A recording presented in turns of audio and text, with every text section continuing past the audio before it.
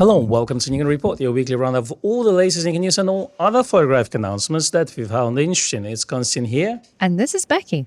And another surprise from Nikon. This morning, they've announced a 24mm f1.7 DX lens for Nikon Z mount. They have indeed. This is the small prime Nikon Z lens that we've been seeing on the roadmap for a little while now. And here it is, finally. It has come to fruition. Bing! There it is. So let's go over the specs very quickly. Yeah, so it's 135 grams. It looks about the size of the 28mm f2.8 lens, even with the hood, which kind of reminds me of the lens hood of 26mm lens. A bit. It looks fairly compact. So what we have here is a weather-sealed but plastic mount lens from what we can see. It has, for those of you who want to know, 9 elements in 8 groups with 2 aspherical elements. So they haven't skimped on the optics. It does have 7 rounded diaphragm blades, which is fantastic. So nice and dreamy bokeh, we're hoping. That's true. And your favorite, it's only 18 centimeters close focusing distance, which is amazing. Macro photography must be fantastic on that one. That's right. So the idea behind this one is because it's a 36mm full frame equivalent, you could use it for a bit of street photography, bit of reportage, some portraits, maybe even some close-ups as well with that 18 centimeter close focusing distance. And being 24mm lens, as you said, it's a rough equivalent of about 36mm or what we call 35mm focal distance. So yeah, if you're a DX user, it's a good all-rounder where it's not too wide and it's not too close. So kind of a good focal distance for a lot of people and just for everyday use. I would say so. Now, for those videographers, the idea is that it is nice and quiet for video, and it does have suppressed focus breathing as well. So you won't get any kind of image shift when you're focusing for video, which is very, very important in this day and age. Absolutely. Last week we talked about Nikon potentially introducing cine lenses, and we thought that maybe it's a video lens that they talk about. And if you look at the loads of lenses they release, they always say suppressed focus breathing for video work. Indeed. Now the front filter thread is 46mm. The little lens hood is included in it, which is nice. So you get a front cap, rear cap, and a lens hood, but no pouch in this one. And because it's been announced today, we're expecting very quick delivery, sort of mid-June. Yeah, so here's the price of the lens. £289 in the UK. The official release date is 15th of June. Yes, and you can pre-order yours at Grays of Westminster. Okay, so who is this lens for, Con? All right, well, good question, because obviously, if you look at the Nikon lineup, they definitely love the kind of a 24, 28mm focal distance and everything in between. So obviously we have 28mm f2.8 came out first, priced about £250, and that was the first one on the market. People love it, you know. So then 26 came out very recently. Obviously, that one is higher spec, so double the price of 28, metal mount, a little bit smaller, and the image quality is a little bit better. And today, we've got 24mm f1.7, which is a DX lens designed for DX users, but you get 1.7 versus 2.8 on 28mm, but priced about the same. Yeah. So I don't know, Vex. I think if you're a DX user, you definitely will benefit from 1.7 aperture. Obviously, it's good for low light photography. I assume astrophotography will be really good. And if you need a shallow depth of field, that's going to be quite useful. At the price, £289, having f1.7 lens, I think it's pretty good. This is like a 35 1.8 in full frame terms. You know, that's the closest lens we've gotten to it. Now, saying that, has Nikon ever had a 1.7 aperture lens before? Because I don't think they have. No, they kind of ventured into the Voigtlander territory, isn't it? Yeah, this is kind of cool. So I like that we're seeing different apertures on lenses as well. Maybe the next one we'll see will be like another 2.5 lens. We haven't had a 105 2.5 for a good number of years. That's right. And we also saw 40mm, which was the first for Nikon as well. Yeah. So it seems like they're trying different things. Pushing the boat out a bit. Absolutely. And in recent interviews, Nikon executive said that we are listening to the feedback. So it seems that 1.7 aperture, who knows, 40mm focal distance was one of them, those feedbacks. Yeah. Now, we're kind of curious to see what Nikon will do next. As we'll talk about in a minute, there were some rumors that it would be the 200 to 600 next. I do feel like this should be the next lens. Yes, you're right. But the thing is, this announcement kind of caught me by surprise because we didn't expect next Nikon announcement for at least a month. You know, and if you look at the rumors, yes, there were some rendering of 200 to 600, but there were just expectations. There was nothing concrete there. So we thought that 24 is going to show up at some point because obviously it is on a roadmap, it's grayed out, etc. You know, but I didn't expect it to come out so soon. And them having a small break and kind of riding this way of the positivity on Z8 announcement, release another lens, I think it's pretty good because if we would have an announcement 2 months later and it's a 24mm 1.7 and not the 200 to 600 lens, I assume that the feedback or overall, let's say, response of people on the internet would be a lot more negative than it is now. I agree with you. So timing wise, we're really happy with what Nikon have chosen to do here and just announcing it so quickly after in the aftermath of the Z8. I think that's fantastic.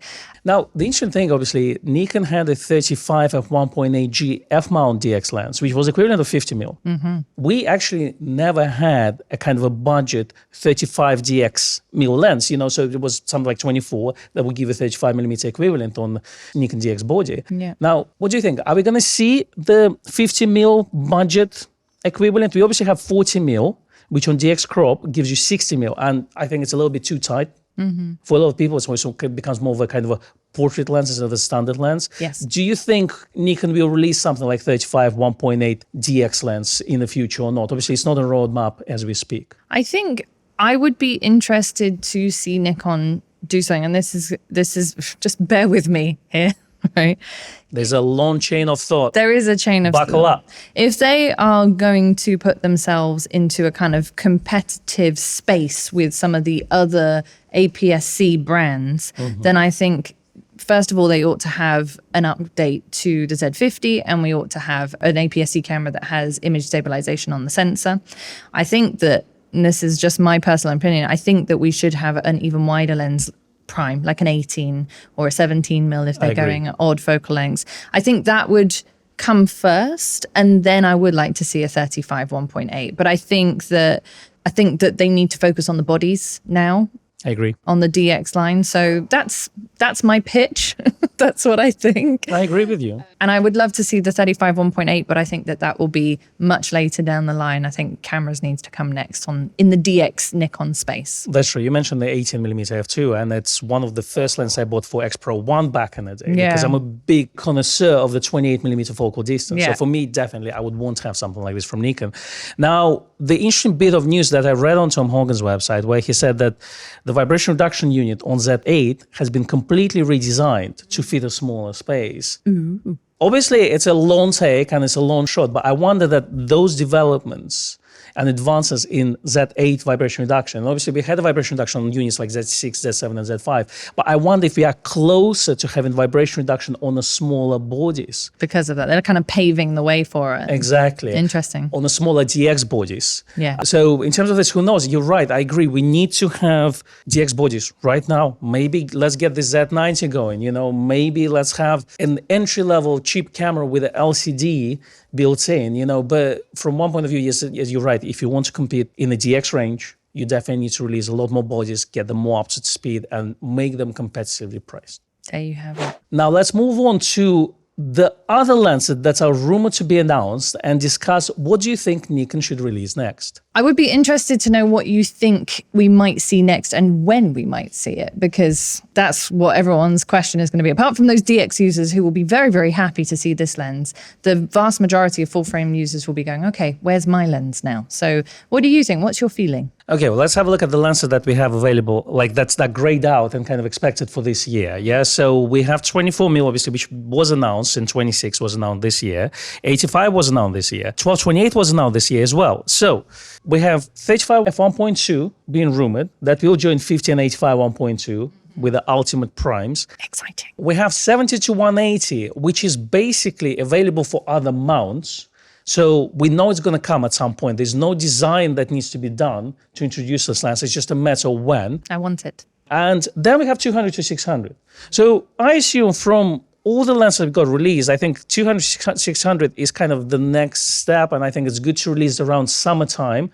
So I I personally think if I would have to give a period when it's going to be announced, I would say anywhere between, let's say, June and September, whichever they prefer, because I don't expect it to be announced in June, maybe July. But ideally, if you can get that summertime where a lot of people travel and do wildlife photography, that would be a really nice thing to do. And then release something like 70-180. Well, 70-180 is also kind of this type of lens, But then, something like a 135 or 35mm lens could come out a bit later because you don't really need a summertime to lens this year specifically, if you see what I mean. Obviously you can shoot wildlife in winter, that's all that, but I assume Nikon, just looking at people who travel a lot, etc., you would want to get those kind of action wildlife type lenses out as soon as you can. Yes. What are your thoughts? I don't disagree with you. I think that there's a really wide window in which we could see the 200-600. I also think the 70-180 could be a bit like this one, could just come out of the blue and just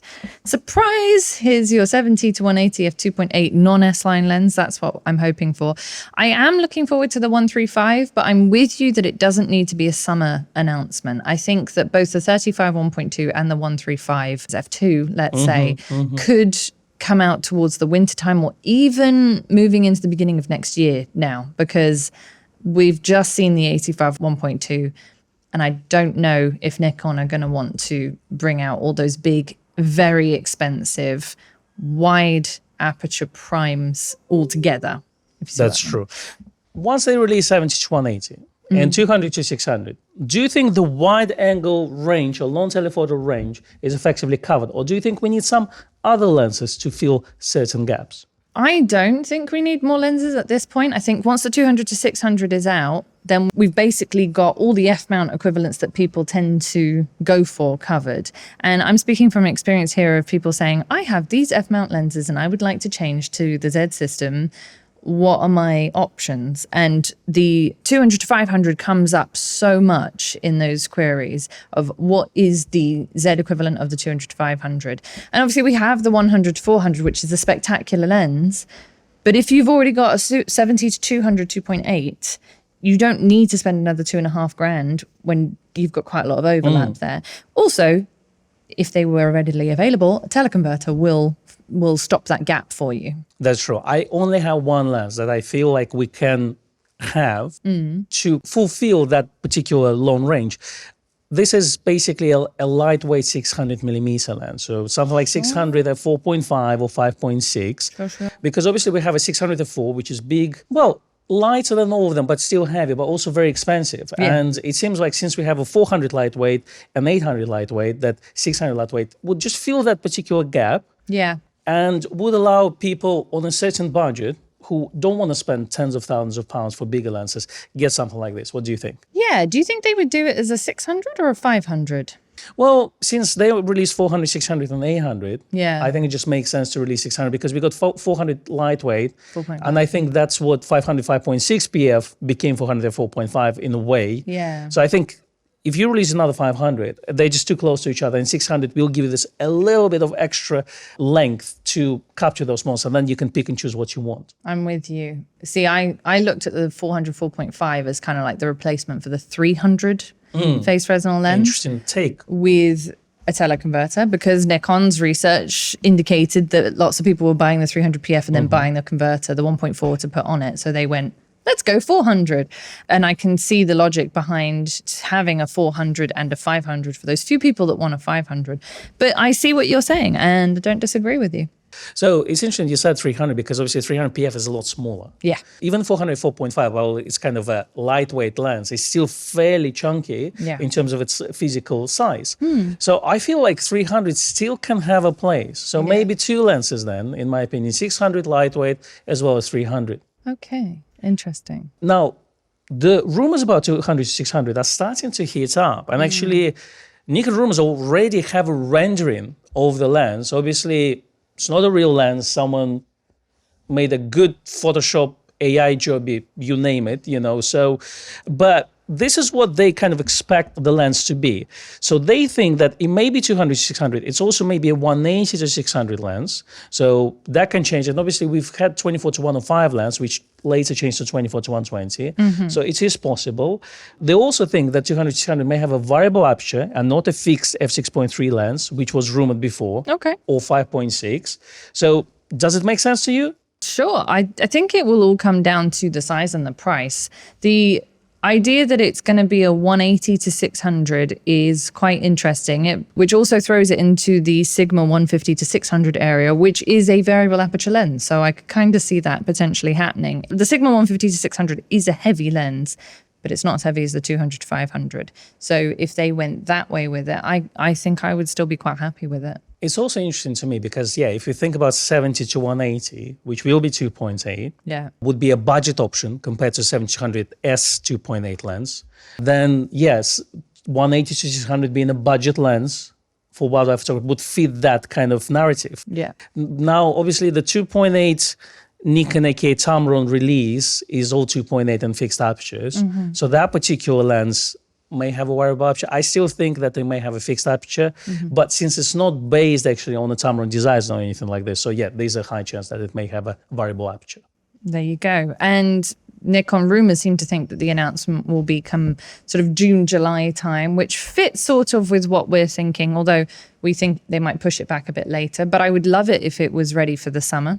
That's true. I mean, since we had an announcement just now, unless they're going to do it every 2 weeks, then it makes sense for them to make an announcement on something like from 1st of July onwards. Yeah. So tell us what you think. What is the next Nikon lens will be announced? What do you think about 200-600? Do you think it's going to be fixed aperture or variable aperture lens? Are you buying one depending on the price? Do let us know in the comments below. Moving on, let's talk about Z8 coverage. So Nikon Z8 was released on Thursday 25th last week.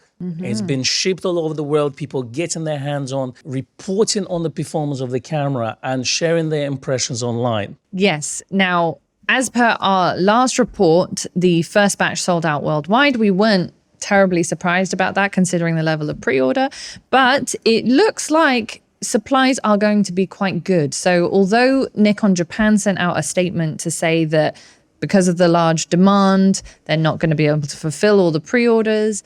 From what we're seeing elsewhere, the pre-order list is being steadily worked through. So you should receive a phone call or an email from your favorite dealer very, very soon if you did pre-order one. Obviously, if you're still on the fence about the Z8 and you haven't put in a pre-order, you might have a slightly longer wait. Obviously, there are people who dove in on day one. The minute the clock struck 1 o'clock, they put in their pre-order, they paid their deposit, and they were ready and raring for the first batch. And we've seen that there are a lot of people who maybe didn't make their minds up for the first couple of days, so they will have to wait a bit longer. However, I'm very, very optimistic about the supply. I don't think we're going to have the same situation as the Z9. I think that we'll start to see stocks much sooner. Absolutely. Well, the rumors show that the next shipment in the United States is basically scheduled for the first couple of weeks of June.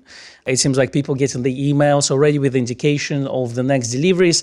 Amazon USA was listing the camera to be available on June 29th. Some of the dealers in the United States also put some random delivery dates like November, October 2023. But I think those are just random dates, not to promise anything to come in earlier. And obviously that will change. Now, do we have any updates in the UK? What's the supply like? We are also expecting a second shipment to arrive imminently. And after that, we are hoping for more supplies before the end of June. That's looking very, very likely at this stage. At the moment, although I cannot give any definites because I don't work for Nikon, I think we're going to quite realistically see a delivery every fortnight in various shapes and sizes. So if you are waiting on your delivery, just hang tight. Absolutely. And if you haven't pre-ordered one, then definitely give Grace of Westminster a call, because since Becky indicated that the wait is actually not going to be very long, that means that we're going to go through the back orders, hopefully, fingers crossed, very, very soon. Now, for some naughty people. Naughty people. Yeah, apparently those people, they call scalpers, who buy things on release and then resell them at skyrocketing prices on places like eBay. So apparently those guys are having a field day on eBay and listing Z8 for something like $6,500, $7,500. Do not buy from them. Let them sit with stock Yes. and sell at a loss. We do not condone or support that practice. Honestly, it sickens me. Okay. Yeah, we're not going to include that. No, we're not. Now, you know who else was really naughty? Who else is naughty? Nikon USA Direct. Apparently, they canceled a bunch of Nikon Z8 pre-orders for people who pre-ordered on day one at 1 o'clock at the time of the announcements. Lots of reports online. Go on Nikon Room's article to see all that. Lots of tweets, etc., etc. People freaking out. Exactly. And apparently it's an issue with ordering system that they had. So if the card was declined for any reasons, and it's a large amount, if you never order from the company, sometimes you see something like $4,000 transaction coming through. Yeah, your bank freaks out too. Exactly. They say, well, let me freeze it and let the owner of the card call me to say it's a real purchase. Yeah. But basically, if the transaction didn't go through, then Nikon would just cancel the order. Yes. That's all they would do. They wouldn't wait. They wouldn't call the people and say, can't you just try again, etc., etc. No, it's just automatically cancel the order. And obviously, people are upset because now they either have to reorder with Nikon and go on back of the queue, or have to order with the dealers and go on the back of the queue and wait longer. And especially for people who pre-ordered on the first minutes of the announcement. Yeah. It's very annoying. So it's kind of the question that came up when I was reading this. And I started to think about the retailer experience and buying directly from the source. And obviously, we are a photographic dealer. So I don't want to say we are better or not. But there's clearly a certain issues or certain improvements that a company should make if they want to sell directly to the consumer. Indeed. And obviously this looks like a glitch. I have had experience of ordering directly from the Nikon store and waiting a long time for a pre-order. And this is the European store. And in the time that I was waiting for a pre-order, the card that I used was cancelled by the bank issuer and I had a new card issued. And in Nikon Europe's dealer store, they contacted me and said, your card didn't go through. Please update your payment details. And all was well. I didn't have to go to the back of the queue of anything, which was fantastic. However, if this is a common issue for Nikon USA, yes, they should make improvements so that it doesn't happen. Because when it's something as in high demand as a Z8 or a new pre-release item, that is going to upset people quite greatly. I do also think, it's difficult. I think it's very difficult for retailers to compete with online platforms, generally speaking. I cannot compare retailers to places like Amazon. Obviously, if you have a pre-order on something from a company like Amazon, they have 5 or 6 sometimes payment methods saved. So they'll just default to whatever the next card is, right? Which is the beauty of them holding all your information. Should cancel all my cards. It's scary, but it has happened. However, I don't see how retailers can compare with that. What you get when you buy from a retailer is a personal experience, much more personal experience than if you just put your order through with an online giant or with, for example, Nikon Direct. You don't speak to a real life human being. If something goes wrong with your order, you don't necessarily have a person that you can then refer to say, hey, I had a problem with my order. Usually these things are still ironed out by the folks that run the stores, but it's definitely a different experience. And I hope that if any of you have ordered from Nikon USA Direct and you've been a victim of this issue, that it has been sorted for you as soon as possible, because obviously it would be very disappointing otherwise. Yeah, I agree. I think, as you said, user experience is a big thing. And I think companies trying to get their retail store, like their stores, online stores set up. And obviously you think you go directly to the source, you buy the camera, etc. But because they don't have the experience of running that particular online retail space, there's a lot of teething issues that you have to go through and improve. And obviously Nikon USA, as you said, it's different branches. They have different stores set up. It's not like one store runs the Nikon Direct Japan, Nikon Direct USA, Nikon Direct Europe, etc. Obviously each branch maybe do better or worse, and they will improve in time. But I think at this moment, there's definitely a lot of improvement to do. And you're right, hopefully for some of you who got caught by that issue, hopefully Nikon USA will sort this out for you, and hopefully you won't lose your spot in the queue. So now moving on to some other Z8 news. Nikon have updated the Z8 product page with all the reference manuals and the software updates needed. So if you already own your camera, you can go and check that out there. We've got user's manual, reference guide, available roles for custom controls, which is something that we've been asked about directly quite a lot. Like, what options are, the custom controls given for That's true. Can I set this up? Can I set this up? Yeah. Function buttons, iMenus. What can I do? So, a lot of people confuse also shooting banks and custom setting banks with U1, U2 settings. That's right. So hopefully those particular leaflet will clear up those issues, but also Nikon released software updates as well. So the biggest one was for NX Studio version 1.4, and they've added the whole HLG support, which is high-low gamma support for Nikon Z8. So because standard dynamic range has a different color space from HLG, so a lot of softwares that are not up to date have issues with it. So let's say Lightroom, for example. So it seems that the NX Studio, the native Nikon software for editing raw files, have much better support of those files. So if you want to shoot in high-low gamma, then definitely try to install that software. But they also added skin softening, portrait impression balance, portrait enhancements, and a bunch of other adjustments as well. All right, we also had an extended software in Camera Control Pro 2 software with added support of Z8, but also some compatibility updates for macOS Ventura version 13, as well as any support for Catalina version 10.15. There you go. We also had an update for the wireless transmitter utility and picture control utility, which both added support for the Z8. And Nikon DigiTutor published 3 educational videos on their YouTube channel. The first video talks about names and functions and other camera parts. The second one highlight natural contrast. And the third one talks about dual USB ports and the use of them in the wilderness. But also, if that is not enough for you, Nikon finally published the supported list of memory cards for Nikon Z8, including CF Express, SD cards, as well as XQD cards. Now, what's interesting thing to me is that Delkin cards are not in that list, but what I can tell you from personal experience, we use Delkin Black series of cards, and there's no issues whatsoever of these cards working with Nikon Z8, including N-Log RAW video recording at 8K 60 frames per second, which is basically the largest amount of data you can record onto the memory card. Indeed. Now, next up, Rishi released a video on the Z8 and Z9. His video is called The 10 Settings I Always Change and could be very useful for you if you've just unwrapped a shiny new Z8 or a Z9. So if you've just picked one up and you want to know what settings Rishi always changes straight out of the box, then go and check out his video. Now, I want to ask you, what settings do you change yourself when you get a brand spanking new Nikon camera? I automatically change the autofocus function, so AF on, disable autofocus on the shutter button. I turn off the horrendous rotate tool thing in the playback. Oh, yes, please. Which I hate. Absolutely. 100%. Absolutely. Yes, ma'am. And then obviously the cameras usually straight out of the box are set to JPEG. Don't know why. Set to single servo focus or like full auto. So I usually put it on AFC and then just leave it.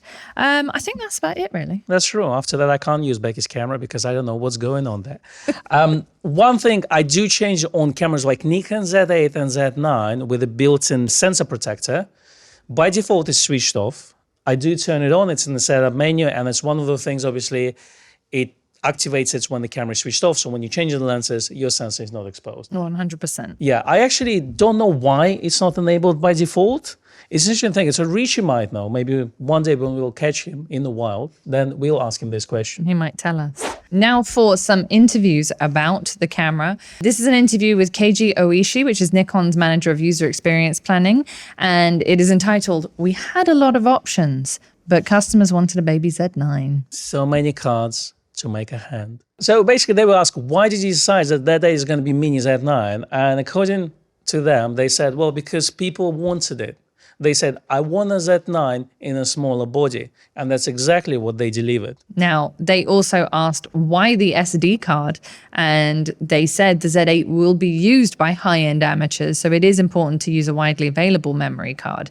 Now, I don't disagree with that because not everyone wants to spend the big bucks on CF Express cards. Yes. However, if you've already spent the big bucks on the camera, it does make sense to put decent memory in there. That's true. That's true. But I know people who buy expensive things and put the cheapest accessories on it. So I do know, being one of them, no, it's not helping. But I do know that happens. And actually, yeah, they are marketing this camera not just to professional. Yes. They call them amateurs. Yeah. We call them keen enthusiasts. But it seems like, yeah, that's the reason for that. I also think it's the cost. Tom Hogan goes into this whole discussion that why they didn't include, let's say, dual CF Type A cards. Horrendous. Yeah, I think Nikon never used them, first of all. So second of all, Type B cards are a lot faster as well. Sure. And if you look at cameras like G500 and G850s, they all had SD cards as well as XQD, CF Express cards, slots. So I think that's the reason for that. But it's interesting to take that they say, yeah, we expecting people that are not professionals using the camera, so the SD card slot is important. Mm-hmm. It's a very interesting take on it. So they also talked about D3500, which was an entry-level DSLR, and they ask, well, is the technology so expensive now that we can't get mirrorless camera to hit the same price target? And what the answer is, well, we are evaluating all the options, so maybe in the future it's going to happen without giving anything away. Okay. They also asked if there was an end to DSLRs in sight, and Nikon did confirm that there is no end date as of now. So DSLR users, do not fear, do not fret. Absolutely. I mean, they say we're always evaluating the sales, and we all know the sales are down, unfortunately. But it seems like they won't tell us until it's finished. But from the previous reports, we said at least 2025, they're going to continue support of DSLRs. What's going to happen after, we don't know. But it's still 2 good years to go. Exactly. Which is really good. Now, talking about the other interviews, there was also an interview given to amateur photographer. And they talk more about social media, content creators, and fans who are driving Nikon brand. You people. That was an interesting question about social media. They asked, do you think the social media is the main destination for most of the content that Nikon customers are creating, even from full-frame mirrorless cameras? They answered yes. As simple as that, skipping all the marketing talk, that's a yes. The second question was, do you think the demographic of Nikon buyers has changed? Right. And they said yes as well. And that's why we see in the marketing towards young people, as well as creators called nowadays. They talk about video functionality and all those features that come into those cameras, which may upset some people who just want to take photographs. And people say this camera also takes stills as well as video. Yeah. But it seems that the overall shift and strategy is to get the camera into the young hands and get them hooked into the Nikon system, because the first one in this case is $4,000, not free, but then hopefully you'll invest in lenses and cameras in the future. Right. So amateur photographer asked this question. They said, Nikon said that it is increasingly fan-centric and is engaging with the new wave of creators. What do you mean by fan-centric? And I thought this was an odd choice of words as well. And Nikon said that they believe fans are the foundation of the imaging business because fan support increases sales and fans make new fans because they promote our brand to others. So they went on to say, in order to achieve this, focusing on their fans and younger photographers, I'm like, they're not Harry Styles. Do they have... Maybe they're Harry Styles, Taylor Swift and Harry Styles. Maybe they're Zendaya. But it's really cool. We haven't had a Zendaya reference for a while, actually, so that's good. My mission is to put Zendaya reference in pretty much every podcast. Anything possible. So in order to achieve this, we've been creating new touch points for both online and offline, with opportunities such as creator events, photo walks, and user-generated content channels to connect with young creators, as we've been engaging with young influencers in our marketing activities. These are not just gadget reviewers, but rather more fashion, lifestyle, and travel-oriented channels. So that's a shift in our marketing. So what do you take from that? Well, I think Nikon is trying to become a lifestyle brand. I think the whole market of the seasoned photographers is there for Nikon. Obviously, there's a lot of kind of loyal supporters of Nikon brand. And if you use Nikon for a while, you probably, will buy the latest what Nikon offers. But I think what they're trying to do is to say, become more of a lifestyle brand, bring it to fashion, bring it to creative industries. Now, what I don't like from Nikon is using the word creatives, because it's now became synonymous with influencers? Yeah, it's kind of became synonymous with influencers. And I don't think it's the right use of the word, because creatives could use camera for all sorts of things. So creating, it's a mixed media side of things. It could be a video, it could be stills photography, it could be combined, it could be even AI generation as well, 3D modeling thrown in into the creation of final piece. And in terms of this, getting into the camera to these particular industries, to become a tool to produce that, it's really good. So it's not becoming your wildlife and sports camera. Yeah. Or landscape camera. It becomes a camera that way you're young and hip and rebel, you want to do something different. Yeah.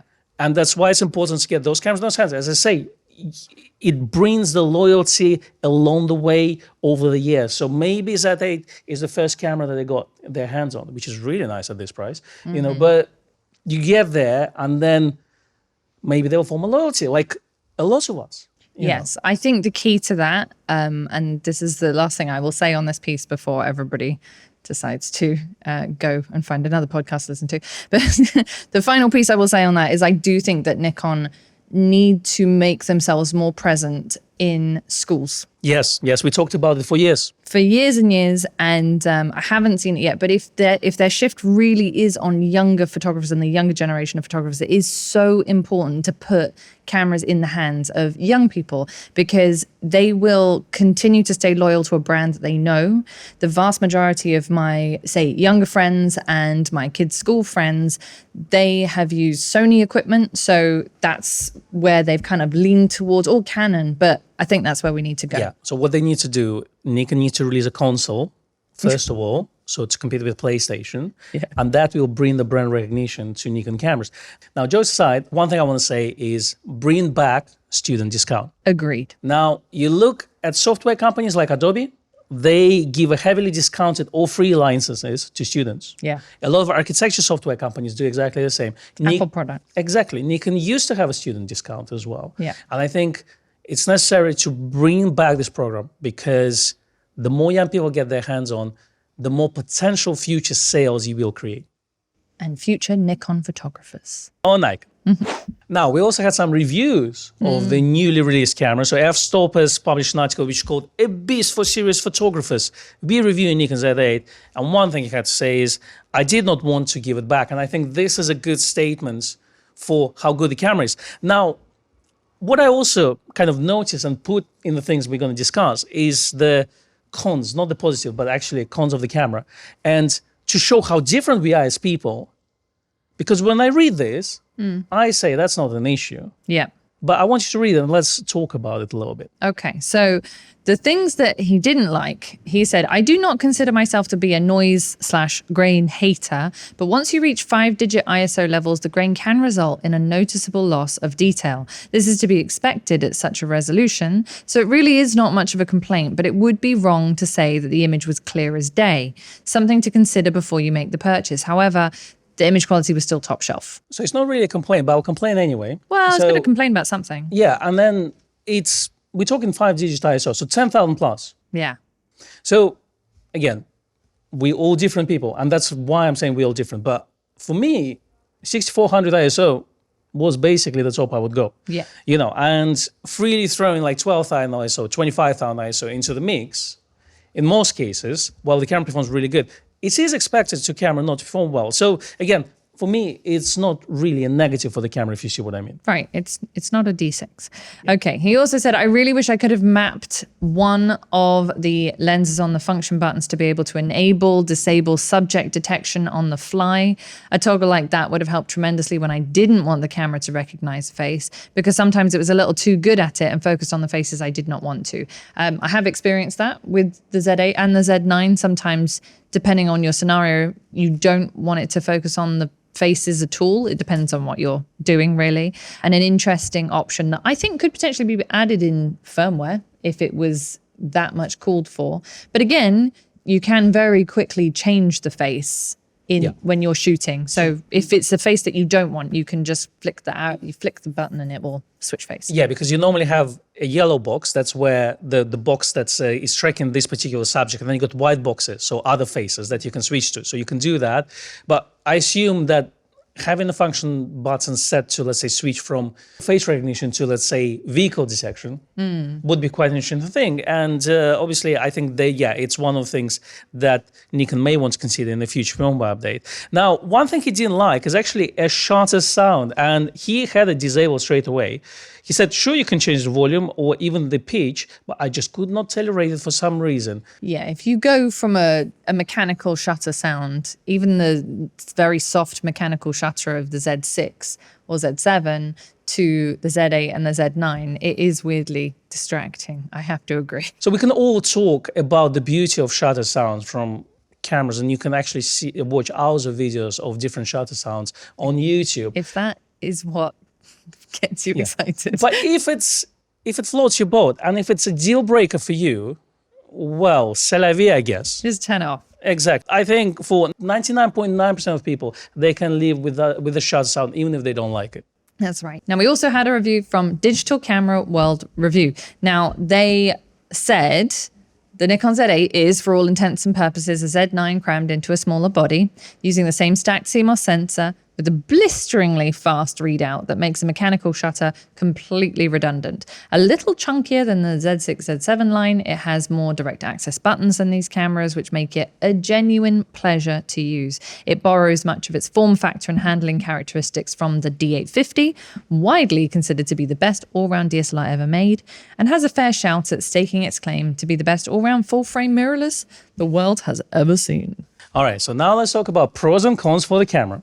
Yes. So, first pros is incredible spec sheet, largely identical to Z9, a whopping 1,300 pounds or dollars less than flagship Z9. And then in the cons, he says, still a fairly hefty investment at 4,000 pounds, lacks some of Z9's esoteric features. So, do you see how pros kind of cancel the cons in a way? Because he talks about a whopping saving and all the technology of Z9 and still says it's too expensive. While Z9 is being priced at $5,500 instead of $4,000. Yeah, I know, it's silly. A little bit. That's why kind of I have a little bit gripe on that because, yeah, it's like we're trying to kind of make a list of things and we need to put 3 pros, 3 cons in there. But if they contradict each other, literally. Yeah.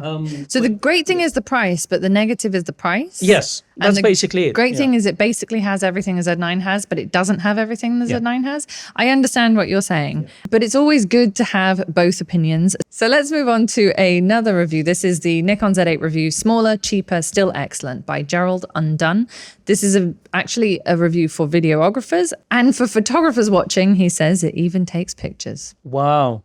Incredible. Aren't we lucky? I will say there was a small gripe in Digital Camera Review about the battery life. And we have done, we did a shoot on Thursday and we shot and filmed with it all day. And we did a shoot the week before with it and we shot and filmed it. And I did a shoot with it on Saturday and shot and filmed with it all day. I have not yet had to charge the battery. And that's pretty good in my books. Still got about 40% left. So I cannot complain. Yeah. Anyway, speaking of batteries, there was an article from Tom and it's a little complaint about the third-party battery compatibility. He says, third-party batteries are triggering a battery cannot be used message. Conspiracy theorists believe that Nikon makes a change periodically to stop third-party batteries from being used. While Nikon would strongly prefer you to use their batteries, the thing that really tends to trigger the incompatibility problem is that Nikon tweaks and expects a different performance range based upon what the camera's power electronics are expecting. The power changes in the Z8, which has a slightly different amperage usage, are likely triggering the third-party battery issues. Nikon designed the Z8 to tightly work within the known performance parameters of the official ENEL15 batteries. In particular, I note that the in-camera charging draw is different on the Z8 than previous cameras. This is important. Nikon wouldn't worry about breaking third-party battery compatibility because there is no battery registration program in place to keep the third-party battery companies in line. Yeah, there are no third-party licensed batteries available for the camera, so the Nikon didn't license anything, but also... It's not particularly intentional. Exactly. And then if you look at EH8P, which is AC adapter, which is 45 watts draw, power draw, then yes, it all suddenly starts to make sense. Yeah. In my opinion, looking at the price of the ENEL15C batteries, they're reasonably priced for the cost of the camera. Yeah. So they're not Leica priced. They are not Nikon Z9 ENEL18 battery priced. So they're priced, okay, it's about 60, 70 pounds or so. And they are on par with the prices of Canons and Sony batteries as well. There. So they're not that expensive if you look at the price of the camera. And in terms of this, I would suggest you to get a spare one or maybe a couple. I mean, I personally have 2 spare ones. Yeah. I rarely go to the second one, even with Z6. Yep, just in case of emergencies. And as Becky said, with her experience in Z8 over several days, she's still yet to replace the battery. So there you go. Whew. Okay, well, we've finished with all Z8 news, so hopefully there's going to be a lot more next week, as usual. But Nikon Support also published some macOS Ventura compatibility update on compatibility of Nikon software with the latest operating system. So if you're using Mac and you're using Nikon software, you can definitely add a link in the comments below to check if the new version of this software is compatible. Now, to fun bit. Apparently, there's a Wetzlar camera auction happening in October 2023, so it's a bit of time. But the rumor is that there's a very rare Nikon stereo NIKKOR 3.5cm f3.5 stereo outfit, which is, according to them, circa 1957, will be available for sale at that auction. Yes. Now, we spoke to the Oracle, which is Gray, and he said that he suspects it will go for upwards of 40,000 euros, but we don't know because it could go for more.